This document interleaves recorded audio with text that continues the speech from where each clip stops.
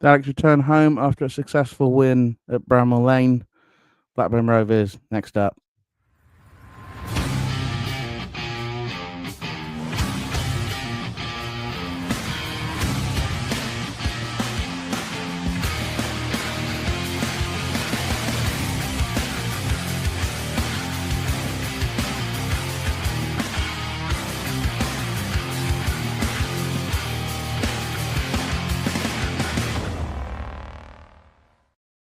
Evening, everybody. Welcome into the From the Blackburn podcast. My name is Callum Alston, and once again, I get to be a co-host today, which is very exciting. Delighted to welcome our second Chronicles guest of the week, Emma. How are you doing this evening?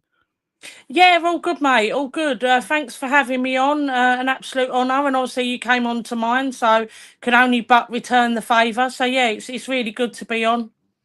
Fantastic. Good to hear. Just before we start on the game against Blackburn, how are you feeling about Saturday? Most of us very positive about the performance. Did anything sort of stand out from you for you from the game? Yeah, I thought defensively we were outstanding. I mean, obviously, I know we were talking before the game, but I think I was having a little bit of a complaint about the lineup. All kind of forgetting that Kane obviously couldn't play because of the suspension. My slight concerns were completely, blown out the water. I thought Reece Burke was outstanding. And I even thought he potentially outshone Lloyd Jones and Amari Bell in that back three. And I was really impressed with James Bree as well, who I thought did a fantastic job. And obviously, coming in, not really having that many minutes, to come in, and the same with Burke, to come in and put that level of performance in my opinion, was outstanding from both of them. I thought it was one of Doc's best games in a Charlton shirt. I thought he was absolutely outstanding, and I've been quite critical of him. Um, Up front, we still look a little bit ropey, if I'm being honest, but I'm sure we'll talk about that. But I'm a massive fan of Tanto Alafe, so I think when I saw him coming off the bench, there was a massive scream, and yeah, to actually see him come on and get some minutes and to score the winner was an incredible feeling to see a player that I've backed so strongly as well. Really, really pleased for him. Yeah, I know. I know there was some reasons why you couldn't come on Monday, but one of the reasons that I was looking forward to it was obviously that you've been really very much on the Tanto Alafe, not hype train. That's harsh, but sort of Mm. very much as you say, you sort of defended him, defended maybe some of the performances. Um, I think that probably on this podcast, as anyone that's been listening will know, I've been pretty sort of consistent on it, which is I like Tanto. I was a little worried at the time that the Mm. fee maybe was a little bit higher than maybe I would have paid, but considering they then went on and spent a shed load more money, I don't think the fee was actually that big of a deal. But he's a player that, and I know he's in the chat now. I'll put him here. But Paul was saying that one of the things that he saw was obviously played against Cambridge. He didn't play very well. That's not really his fault. No one played very well that night. And he's playing with a bunch of children. Yeah. But I think Nathan Jones took that as you don't really look like you want to play. And I think that on Saturday came on, it wasn't just the goal, I don't think. And I'm sure you'll have a perspective. I thought it was his overall work rate. I thought he was really good when he came on. And I think that actually him and Miles, it worked pretty well. Big sort of bully and a smaller sort of bully. And I thought he was running around and really made an impact beyond just the finish. Yeah, I think for me, I think what bemused me a little bit afterwards was Nathan Jones, coming out afterwards and saying if he wants minutes, that's what he's got to do. And it's like, well, none of the other he's literally our only striker that has scored for us so far this season. And if he's judging Tanto in that sense, why is Kelman getting so many minutes? So that to me was a little bit bemusing, but I absolutely agree with you. I think from the moment he come on, he's running, he's hold up play, and I think like I compare him to a Chucks, but a fitter Chucks, and a younger version. He's very much in that style for me. He's robust, he's strong, he's big, but obviously he's quick. And he's that. I think I said on the Chronicles, him and Miles when we watched it in the Stevenage game, it was a brilliant partnership. And okay, it was Stevenage, let's not beat around the bush. It was just Stevenage. But if that's a partnership that works, I can't really understand why it wasn't carried forward, you know. And I agree with what Stuart said there. People have said you don't know what they're showing in training, but if you're judging Tanto from Cambridge, then you've got to judge the other players that played at Cambridge as well. Kelman played at Cambridge, Nibs played at Cambridge, Rankin Costello played at Cambridge. But again, they were playing with the academy players. So for me, you can't really judge someone off that performance when they're playing with kids, like you've said there. I think it was very, very unfair. And I'm hoping that, he's going to get more of a chance now because his confidence must have been shot to pieces, if I'm being completely honest. Oh, I completely agree with you. I think I said at the time, I think that Costello's got a slightly different problem, which is at the moment you're not going to play him ahead of Doc and you're not going to play him ahead of Coventry. And it's as simple as that. Those two have been very, very good in almost every game this season. Again, minus almost everybody being terrible at QPR. There's not much. It's hard to get Costello into games, especially now with Bree coming in. He's not a right back in Nathan Jones' eyes. He's a 6, right? But the 6 you've got has an ability to play 50 odd games a year, and that's going to be a really interesting sort of thing. I think that Costello can be used more technically, in games that you want to be a bit more technical in, but there's a difficulty for him there. I think for Nibs, and we'll discuss this in a second, I think Carey's been so good that it's been difficult to drop him. And I know that this is something you and I have discussed before. Just going back, I think, to the Oafo point, I think that you're absolutely right. His confidence did look a bit shot. And I think maybe that's why he took him out of the firing line. I think probably the reason Callum's playing is, quite frankly, cost. And also, I think there's probably an idea, and I don't necessarily disagree with this, and maybe you do, and if so, fair enough. I think there's probably an argument that if you get Coleman 1, you feel as if you're going to get 5 in the next 10 or something. Yeah. I think that's probably why he's doing it. Although I fully agree with you, I think it's harsh, and actually I would like to have seen more of Tanto, especially against tiring defences. There's a couple of games he didn't come on. I was quite surprised. I don't know why he didn't come on against QPR when there were 5 or 6 minutes left in that game. What's the harm in throwing an extra striker on? But I don't know if you sort of have a perspective on that. Yeah, I mean, I'd really look. I really want to see Kelman do well, and I know he's.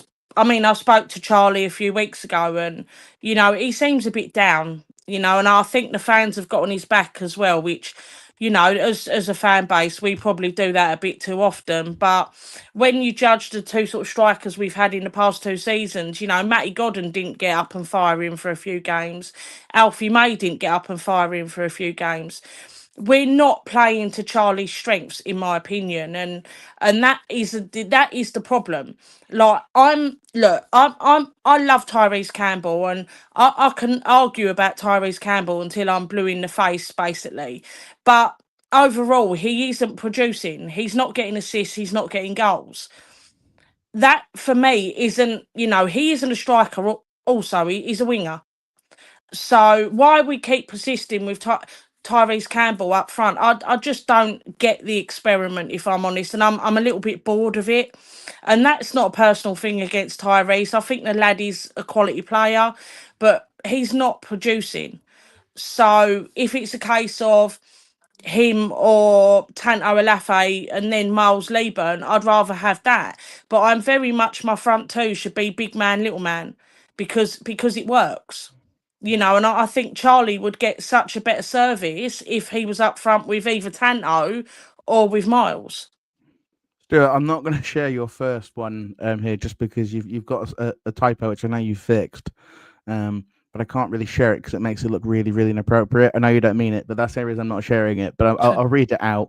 As proof with gas, it takes off Nathan Jones to make a change and drop his big buys. In a way, I think probably on this podcast, maybe I've been a little bit kinder about Gas than most. I think a lot of those problems actually were just singularly attributed to him, and I don't think that was necessarily fair. Nor do I think he played particularly well. But it can't. I think Nathan sometimes gets something where he kind of gets his 11 and he sticks with it, and I think that there's positives to that and negatives to it. I think on the Tyrese Campbell point, what I've always sort of seen, I could be absolutely 100% wrong here. I am not a football manager in any way, shape, or form. is that I think he's basically in possession. We go to a 4 at the back, and he puts Apter on the wing, so you end up actually with 2 wingers. Yeah. And Tyree sort of plays in that half space between the wing, quote unquote, and the striker. But I think that actually worked better when you had a big man up front. I think with Kelman up there, the ball didn't stick, and I think he found that difficult. I think he still sort of does it at times. I think in the chance second half against Millwall, you saw what happened having a big man there to knock the ball to him. I guess the argument Nathan Jones would make is that we've only really got one really big man. And it's a big man that's historically been pretty injury prone, so it's difficult for us to do that. But then you can ask the question, if you had Godden, if you had Oluwafe, if you had Tyrese, why did you then go out and buy another small striker for a significant chunk of money? Again, anyone listening to this podcast knows that I still don't understand why we funded the Richard Kone signing for QPR at basically the same price point. But that's a question for another day. Yeah, and I think sorry, Callum, I think as well, if we go back to the Jayden Stotley and Connor Washington partnership, it worked so well, but when we left Jayden on his own, he was dreadful. Absolutely. So Yeah. we go back to that. When he was with Connor, it was fantastic, but yeah, on his own, he looked well off it. And I think, what someone has said there about Gas. Again, Gas isn't an awful player. We didn't play to his strengths. If someone can score, and again, like Charlie, if someone can score 20 plus goals in the league below, they're not a bad striker. We're not playing to their strengths. I think my worry with, and maybe you'll agree with me, my worry with actually Miles at the moment is a lot of the criticism I see is the same criticism I saw of Gas of he's not very good in the air. Just to be really clear, firstly, the stats actually don't say that. He actually was one of the best players in the air in League One last year, Miles.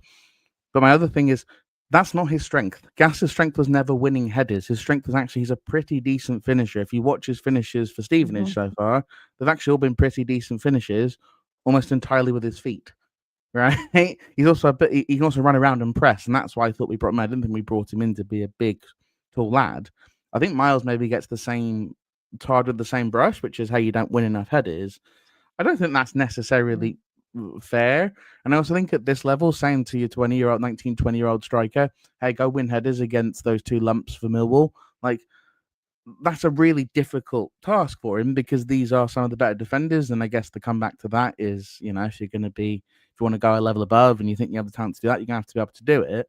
But I think there does need to be a little bit of a tempering of expectations for some of the academy kids. And this was sort of the conversation I was having with Paul on Monday, which was about this idea that, look, we've been a little bit spoiled with your Gomez, your Konsa, and your Lookmans, right? But look at them. Those are complete outliers. Even look at your Foxes, Albie's is having a good career. You look at Nick Pope, right? Like, these aren't players you produce every year unless you're Charlton, then we seem to. But we've got 2 kids that are making, international caps basically every international break, and that's, I think, something to be celebrated. I've got a really good one from Stuart just on this forward point. Can't tell we can keep playing long ball with TC and try coming up front, which has happened a lot so far this season. I don't disagree with you, Stuart. I don't think the intention is to play long ball, and I think that sometimes what's happening here is that we don't have. If you sort of mark Coventry out of the game, and this is not a criticism of Docker, I think actually had a really good start to the season, to be really clear, and I wouldn't drop him. I'm not being overly critical. He's just not the most technically gifted player at this level by any stretch, and so he can't come and collect it. So basically, teams will put their striker in between the 3 centre backs. They'll put an attacking midfielder will come and basically cover Coventry, so he can't collect and turn, and then they'll basically say, have Doc play the ball. Well, Doc can't play that ball, and again, as much as I like Carey, I think Carey's a really good workhorse player. He's not a technical cam in that sense either. So whilst he can drive with the ball, he can't actually play that ball. And I think Nathan knows it. So he plays 2 fullbacks in Ramsey /Burke, and then on the other side he plays Bell, who can drive. And I think if they can't drive, they have to hit it long. And so I agree with you in a way that, look, the Kelman TC thing doesn't work if you're playing long ball. But I think in Nathan's head when he starts it, he's not intending for them to play long ball, if that makes sense. It'll be interesting to see if your opinion on that, or if people think I'm wrong, please do let me know. But that's kind of how I've seen it over those first sort of 6 games or so. Yeah, I think the issue with that is, Callum, as well. I think Sonny has such a fantastic relationship with Rob Aptar. And when Rob is playing, we look so much more balanced, in my opinion, like because we're actually getting balls out wide and we're getting balls into the box rather than pumping it long. But I do understand the James Bree thing, but Yeah. because Rob isn't a wing back. He's a winger, and the same with Tyrese. He's a winger, but would I rather have a team with Rob Apter in it? I probably would, if I'm being completely honest. But I'm not Nathan Jones. He obviously knows what he wants, but I just think attacking wise, we are lacking, in my opinion. And defensively, we're superb. I really do think we are, but attacking wise, there's some issues there. I mean, we're so good defensively that we have a keeper who's known for reflex stops, and we've basically not asked him to make a reflex stop other than one at QPR, which I'm not going to get into again because everyone knows my thoughts on that particular moment. And then the one against Millwall, which I've argued wasn't as bad as everybody thinks it is. But again, I'm not going to go on to it. But we have, we weirdly have a thing where it's like we don't actually really need a reflex stopper. Because I guess the reason again you've done that is to go, hey, if the team does get through, I want someone who can make a stop. But I'd be really interested to find out what you would think, Emma, because I came out of that game on Saturday firstly going, oh my God, Luton Town fans were wrong about Bell and absolutely right about Reece Burke, which is how on earth can I drop him, right? And I get he's got his his injury history and it's a big worry and all the rest of it. But I made the point with Paul when we signed him. Nathan Jones made one of the most sort of ridiculous statements in a way, but a truthful one. Somebody asked him, with his injury history, it may have been Corley that asked him, and he went, "I've always kept him fit." And I looked it up. Under the time he played at Luton, he played the vast majority of the games that Luton played. There's a really weird thing of you have to manage him, I think. And so maybe you look at it and I look at this and I go Saturday, Tuesday, Saturday at home, obviously, and then we go to Derby. Maybe you keep the same lineup for Saturday and then make the change on Tuesday and go maybe a little bit more defensively oriented, bring Ramsey back in. But if I'm Ken Ramsey, I'll watch that on Saturday and go, oh, I've got a bit of a challenge here. And I think that's actually that's a good thing. Yeah, no, look, I completely agree. We was talking about this, and I think, I mean, I'm a massive Kane fan, but Kane has had a couple of ropey games. QPR, I think by his own admission, he was shocking. And obviously Millwall to make that silly second challenge, again there was no need, and he kind of let the team, down a little bit on that day because I genuinely think we would have gone on to win that game if he'd have stayed on the pitch. But for me, he doesn't come back in this Saturday, and that's something that I didn't think I'd ever say. But I just think Burke has earned his place in there for Saturday, and I just wouldn't change a winning team. Was it the complete performance by us up in Sheffield? No, it wasn't. But the conditions were atrocious. Have you dried out yet? I'm not sure if I'm 100% dry yet or not. The worst thing was we literally walked back to the city centre and we had a restaurant booking. We've gone into the restaurant like dripping with water. and everything was just wet. Like, I took my hoodie off, that was soaking wet. My gilet come off, that was soaking wet. And we're just both sitting there like shivering, freezing, just about dried off. And then we come out and it was still raining, so we got wet again. So yeah, by the time we got back to the hotel, we was just like, I need a hot shower. But yeah, just about dried off. But yeah, for me, Burke stays in, and I would even say that Bree stays in as well. Yeah, I mean, I think I agree. I mean, maybe up front you may want to look at something again. Has Tantone to start? I don't know. I wonder when you made the Chucks comparison if there's maybe a suggestion that you use him just for now in that sort of role against a tired defence. I still think that there is merit in the argument that you just have to try and get Charlie Coleman a goal, whatever you do, because it could be worth, a metric ton in gold later on. What gets really interesting, a question I asked Paul, and I don't think Paul really knew, and I don't know the answer to this actually. What on earth do we do when Matty Godden's fit? Who comes out of that side and that squad? And I thought to myself, I'm the manager. Those are the sorts of things, and this is how Paul and I ended up in a conversation about ownership and all the rest of it, which is a path we will not go down this evening. But it's one of those things where you think about it, you go, I actually don't know. And at the time I said probably Tanto, not because I disliked him at all, but I thought he just wasn't being played. And now you look at it and go, oh, who does come out? You can't take another midfielder out. You've only got 2 on the bench. What do you do? Yeah, And that's going to be a really interesting squad decision for Nathan to make over we're the next 6 weeks. very heavily stacked in the striking department. I mean, look, Matty hasn't had a pre-season.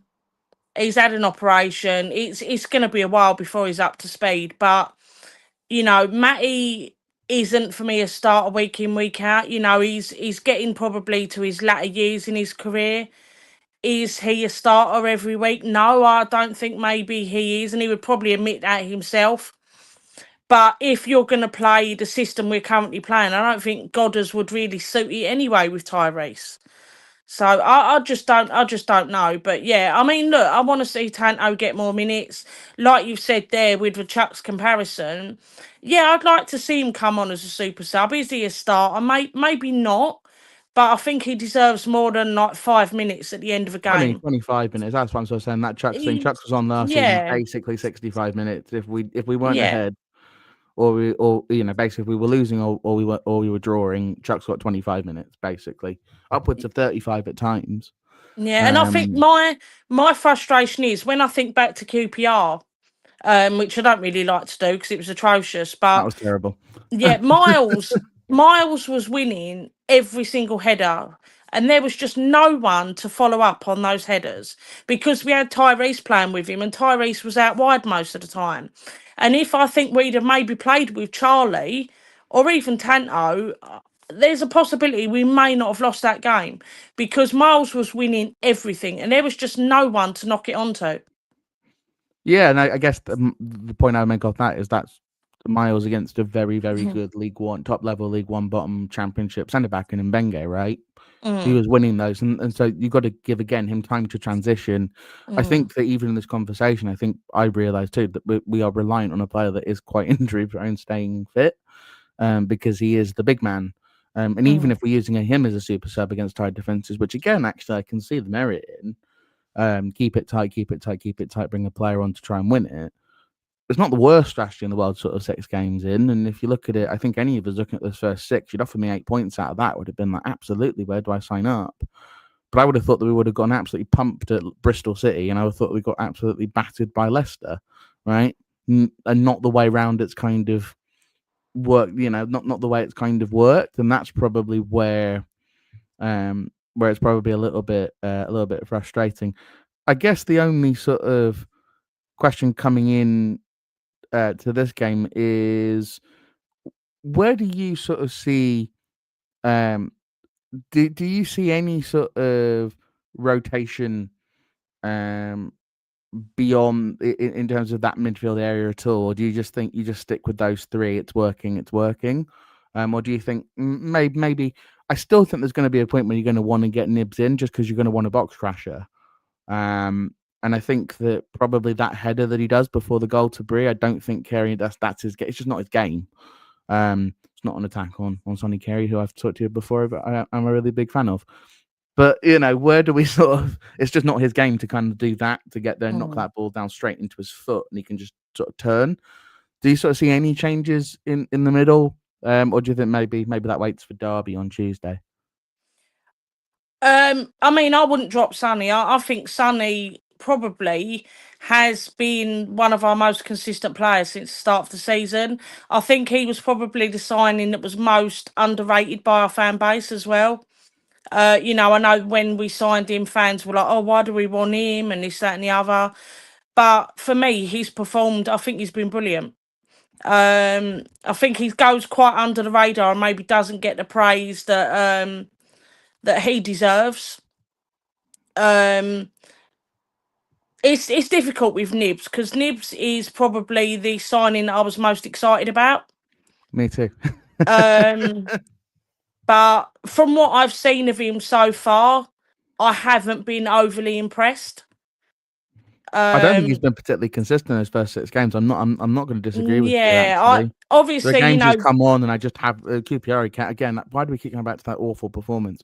But came on against QPR. I didn't see him. He didn't come on against Millwall, I don't think. But he came on, against Sheffield United. Actually, I didn't see him until he won that header. But that header was incredibly important. So I guess it's one of those, isn't it? Yeah, I think him and Sonny are very different players. But for me, you just can't drop Sonny at the moment. I'd like to see Nibs get his chance, but I don't think it's yet, if I'm being honest. I don't disagree with you, actually, and that's fair. I Yeah. wouldn't change that midfield three. I think they've actually worked relatively well together. And we saw someone told me we'd be dominating the middle of the park with a Coventry, Doherty, and Kerry middle three. I probably would have laughed at you, but Yeah. actually, we've been pretty dominant in the centre of the pitch with that midfield three. I guess it would be interesting how managers, as we kind of go through the season, sort of adjust to those players and their strengths. Again, if everyone's talking route one in the the comments, because of course they are. Paul, the absolute legend.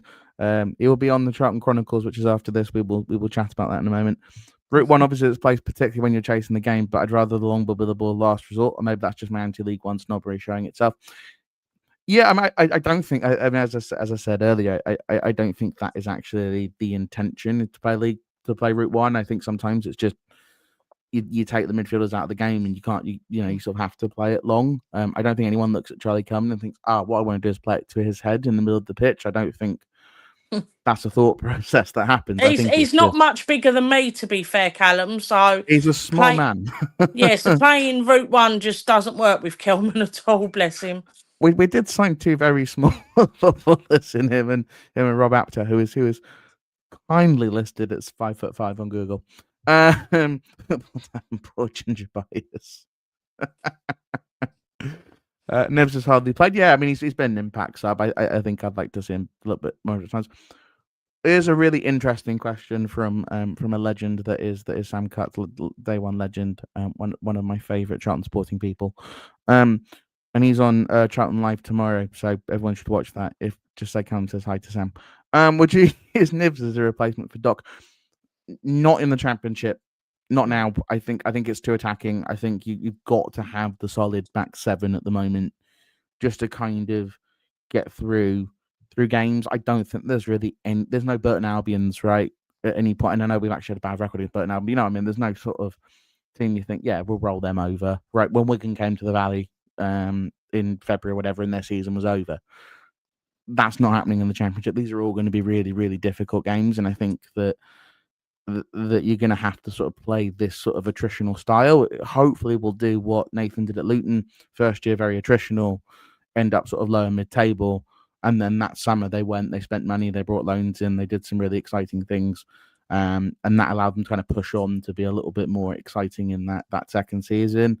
And then we got, so Chris saying, I think that brings too much imbalance to midfield. I think that is the issue. The one thing Nibs does have is height, though. I guess you can make the assumption, make the argument that Doherty's height in certain games. But even then, you look at Leicester have a big midfield, and Doc was absolutely fine in that game. So it's I think he really should have scored in that game. But but it's I don't think it's too difficult to understand that. Right, we've done sort of half an hour on the game here, Emma. So I just wanted to kind of transition before we hear from the Blackburn Stand, which is a great Blackburn podcast. I did a preview with them that's going to be out tomorrow, I think they told me, with Mark, who's a lovely, lovely guy. I've got a pre-record from my conversation with him yesterday. Where can everyone catch you? Not that I really need to ask the question of the podcast. I'm sure most know. But where can they catch you? So we're on, obviously, the Charlton Chronicles. We're every Wednesday and Sunday night live at 8 on YouTube. And obviously you can catch us on all the other bits. And we're also on Instagram, Facebook and TikTok. Perfect. And then just finally, just before you go, have you got sort of, what's your favourite sort of Charlton-related memory? Oh, God. I've accidentally stumped you. I didn't understand. Oh, yeah, you have. I'm going to show me age here, but I'd probably say 1998 playoff final. Classic. So I remember little 17-year-old Emma being behind the goal, and I just couldn't watch the last penalty. I'm trying to think who it was. It was, was it Michael something for them? Who missed? Oh, this is not a trivia question. I'm going to know the answer to. Someone the in the blonde comments, Michael Gray, I think it was. Michael Gray. Correct me if I'm wrong in the chat. I think it was. And when Sasa saved it, I mean, it weren't really a save. It was the worst penalty I've ever seen. But I just remember going mental and literally, It's a bit harsh, Sam. what's he said? Well, I've never seen that from you. So. Yeah, bugger off, Sam. That's why you're on Charlton Live and not on the Charlton Chronicles. Yeah, probably 98 playoff final. I mean, I've had many good memories. Yeah, Michael Gray, I was right. I've had many brilliant memories watching this football club, but that's probably one of the best days of my life, if I'm being completely honest. And it was at the old Wembley as well, which for me was much better than the new Wembley. So, yeah, Fantastic. unbelievable. Yeah. And obviously being with my Charlton family and friends every week as well, except not when I'm being thrown down the stairs at Sheffield United. Awful. All right, well, Emma, thank you so much for hopping on. I know you've got the Chronicles coming up, so everyone make sure to pop on over there. Here comes Sam. I love you too. Great guy. One of my favourite Charlton related people. Sasha flopped on it. Had time to light a cigar. Pretty much. Callum, now you know what I have to put up with for an hour every Wednesday and Sunday with Paul, right? Hey, Paul and I had a great conversation. If you haven't listened to the review show, do it. We just had a massive like Charlton nerd out for an hour. It was great. Yeah, you had like a rant. If it's Paul, it would have been a rant. I know. I don't think there was much ranting going on, Paul. But maybe people can correct us. I got some comments from people saying I really enjoyed that. It was like listening to my mates down the pub, and I was thinking to myself, is that a compliment or not? No, that's a compliment, I would say. Yeah. Sometimes you have to calm Paul down because he just rants for hours. There he is. Look. In the comment section. Those listening on the pod are going to have no idea what we're going on about. No. All right, mate. Well, thanks for having me on, and I'll see. Well, yeah, I'll probably see you Saturday. See you Saturday. See ya. Bye. Perfect. For those of you that are still here, we're going to just play a little conversation I had with Mark from the Blackburn End. It's about 7 or 8 minutes, and I'll come back, say goodbye. And yeah, here we go.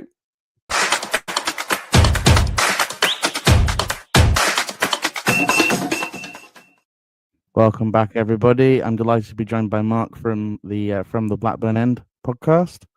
How are you doing this evening? Oh, good, thank you. Been a busy week. Obviously, we've all been refreshing the EFL website to no avail as we record on Tuesday night. But yes, all good. What's going on? Why you been refreshing? Well, obviously, we got our game abandoned at weekend, and the EFL are still to decide because, of course, they don't have a rule that would decide what should happen should a game be abandoned. But yes.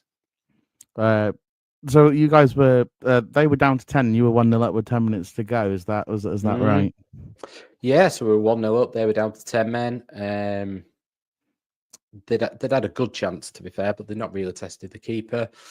Then they decided to pass it around across the back in a puddle to make the point. The pitch wasn't great, and the ref took us off to see if the rain would subside. It was never going to do, and then off we've got, and we've heard nothing since. So yes. I mean, it was bad enough, and there's a hugely comedic video going around of the right back. Was it Ipswich's right back trying to play a 5-yard pass, and it goes about 2 yards before just almost stopping? Yeah. And the pitch was not great. That was one real boggy area, which was, if you've seen the clip of the referee as well, he came on and did the most pathetic roll in the world, and then dropped it in the same puddle, and surprisingly, it didn't move. But yeah. I think on your end, if you're up a man with 10 minutes to go and a goal up, you would think probably. You're hoping the EFL will decide they can have the points. I suppose, but I think that would be a little unfair if I'm being perfectly honest. I think you wouldn't be happy the other way around. Lots could happen in games. I know they're down to 10 men, but anything can still happen, can't it? You've got 10, 15 minutes. I think what gripes us a little bit is the referee wasted around 5 minutes messing around with his technology that wasn't working. And then there's no rule. You know, I know cricket's a very different game. You look at cricket, if rain shortens play, everybody knows the rules. And I think in football, if we'd have known that 80 minutes on the result stands, at 70 minutes, you could have said, listen, this is getting a bit, we might have to stop this at some point. Then you know where you stand, don't you? Both of you, you know where you are. But to land at the situation we're all in is a bit crazy. Seems very unfair to start the game from 0-0 to 11 men apiece. But equally, the logistics of trying to sort out playing the remaining 10, 15 minutes with added time could be crazy as well. So it sounds utterly ridiculous, I know, but I wonder if in terms of logistic, and again, it's difficult because of injuries and that, you know, you lose the home advantage as well, right? So if you, for example, if they were to go, what I think a lot of people might think is reasonable, when you go down to Portman Road, hey, kick off 15 minutes before or whatever, an hour before, play these 10 minutes, and then we'll deal with it when we get there. It's not as if games in hands aren't a thing in football. But then you lose that home advantage, and Ipswich go absolutely not because you want to get fans in to be drinking beers and all the rest of it. So it's a bit of a difficult one. Yeah, for you, I think it's thrown up every sort of scenario and permutation that they probably weren't prepared for. You know, if we were playing Bolton, it's 10 minutes up the road, but that shouldn't really make a difference. A rule should be a rule, shouldn't it? It should be in the handbook. I think if you play non-league, the non-league leagues themselves, yes, they apply to FA rules, but they have their own rules. I think it's 70 minutes, 75 minutes, depends on where you're playing, but everybody knows the rules before you start, and I think that's where the problem comes in. Because then once they're deciding based on a committee, which is made up of Middlesbrough fan, a Norwich fan, a Preston fan, they're opening themselves up to an absolute minefield of suing, depending on what happens at the end of the season.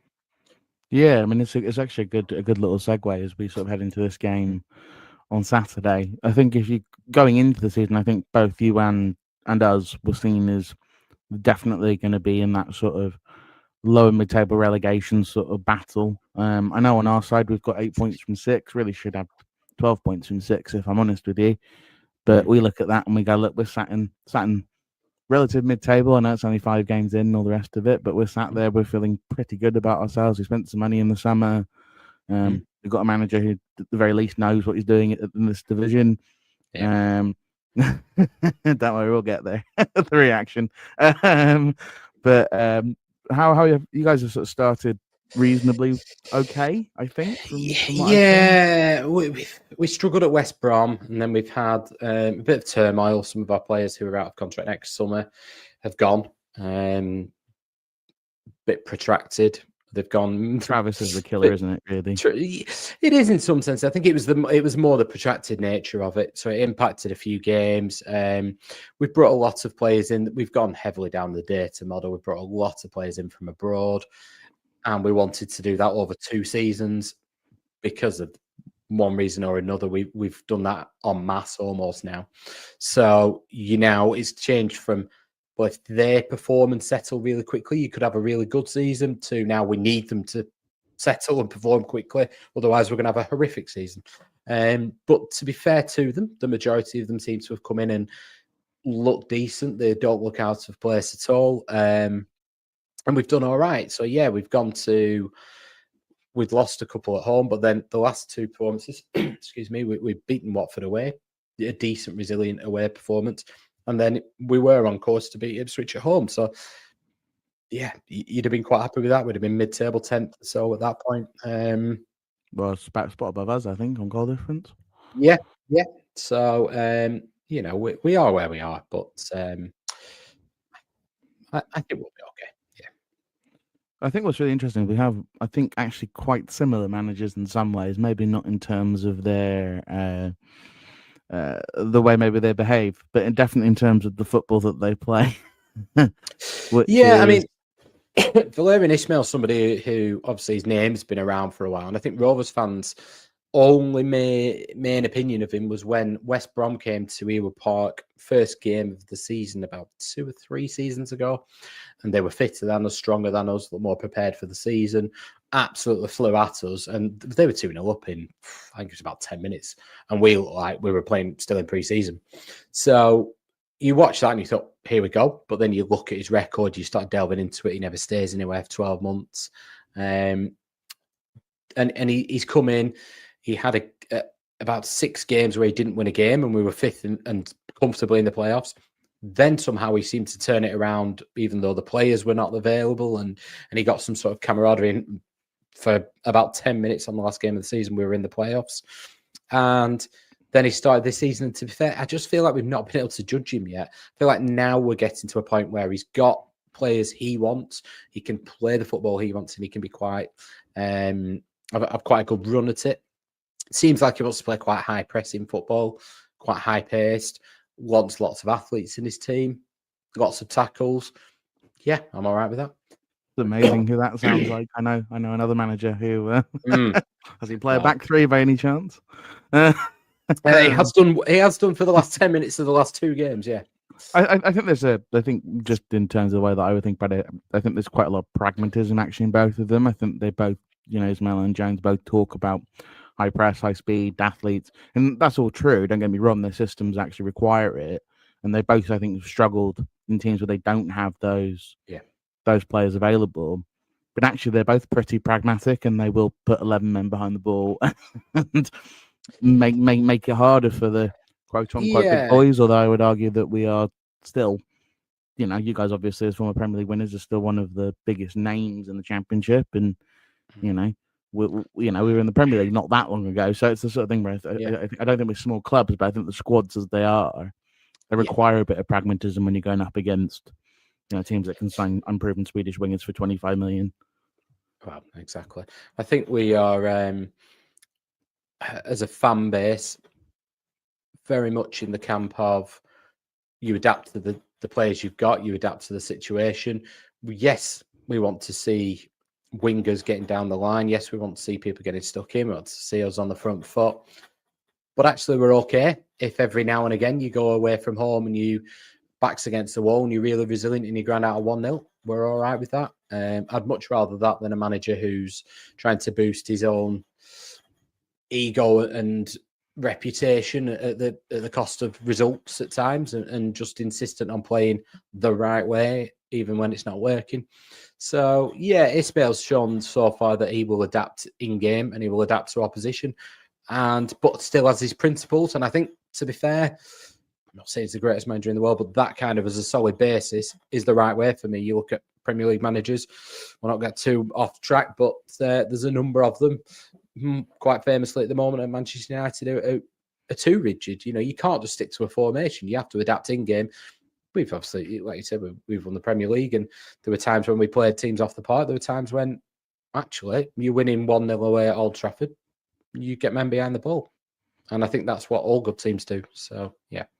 Perfect. Just 2 more questions for you, if that's all right, Mark. One is related to the shirt that hangs behind you. That I'll ask you just before I throw this slightly humorous quip in, which Charlton fans will understand, which is who really should we be looking out for on Saturday? I've had so much squad turmoil, it's kind of hard to go through and sort of find.